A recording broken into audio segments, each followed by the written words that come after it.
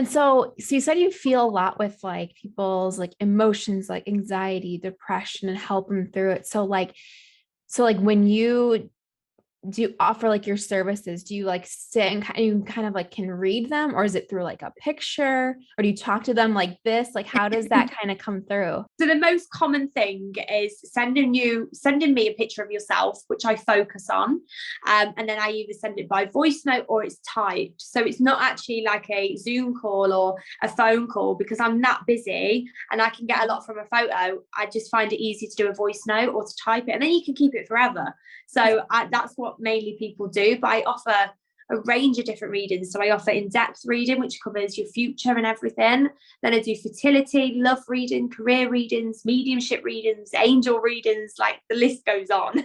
Wow. So if you have all these like abilities around you, so how do you kind of like block them out when you need them? Or like when we're sitting right here, do you like hear or see a bunch of things where you're like, oh, I feel like I need to say this? Or like, do you have to fight things off? Like, how does that kind of work? My balance within myself I struggle with, but like now that I'm just focusing on you and our conversation, I'm doing okay. But it's mainly the fact when I'm on my own, or like for example when I'm walking around doing my food shopping, because there's so many people in one environment, I get a banging headache instantly, and until I'm out of that zone, I'm fine, Mm. because everybody's emotions and feelings flood me. And then I see people that have passed over, and then I see ghosts and angels and everything. It's so much to kind of have that for myself. So even if I have to kind of limit myself to how many readings I do daily, I find it really overwhelming. And that's probably the one thing I struggle with, is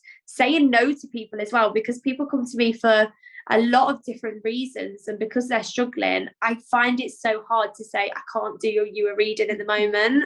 And that's probably what I struggle with the most, is actually turning people away, and I can't physically do it. And there's only one of me, so there's only so much I can do. Yeah, I'm sure boundaries are so important because, like you said, you're getting so many messages all the Yeah, time that it's like you need to know when to like turn it off and have like just Chloe time or that's something it. like that. I'm still a mom, so Yeah, yeah, that's definitely, you have to balance a lot as well. What are some signs that spirits or angels are trying to connect with people on Earth side? angels are a lot higher up than ourselves in spirit, and I see them in a form of light, and I see spirit in full if they allow me to. So connecting with angels, if you see white feathers, coins in random places, your number sequences is probably the most common. So it's like looking at your phone and it says 1111, or ringing in your ears, white flashes. They're messages and signs from your angels. So if we go out searching for a sign, we're going to find one. But it's when you come up with something. So perhaps like the other day I was going for a walk on one of my stories on Instagram, and there was just a white feather, and I was just talking, I was like, oh look, you just see these things when they're meant for something. So it's noticing them when you're not looking for them, and they're signs from your angels. So they could be, for example, your number sequences. If it was 1111, it's to tell you you're on the correct path and you should stop with the overthinking. So it's noticing them messages and signs. I'm always asking my angels for help, so you don't have to say it out loud, you can just say it in your mind. But perhaps if you lose something and I just say, please can you help me find something, I'll go into another room and it'll just be on the bed or something. Like, it's insane. Wow. And we are all assigned a guardian angel from birth, and people think guardian angels are our past loved ones. They're not. Don't be disheartened. They're not our past loved ones. They're just different. And we have loads of angels, and we have a guardian angel as well. So just ask them for help, ask them for guidance, and you'll start seeing your white feathers and things like that. And they're just amazing. I love angels, absolutely love them. Wow.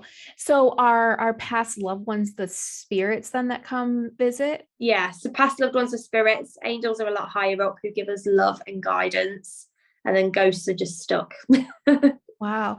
And so like do you get a lot of different spirits that are trying to like, because they know that you have this ability and this gift, do they come to you and they're like, I'm trying to reach so and so? Or is it more if like I'm in front of you, so you're like, so there could be.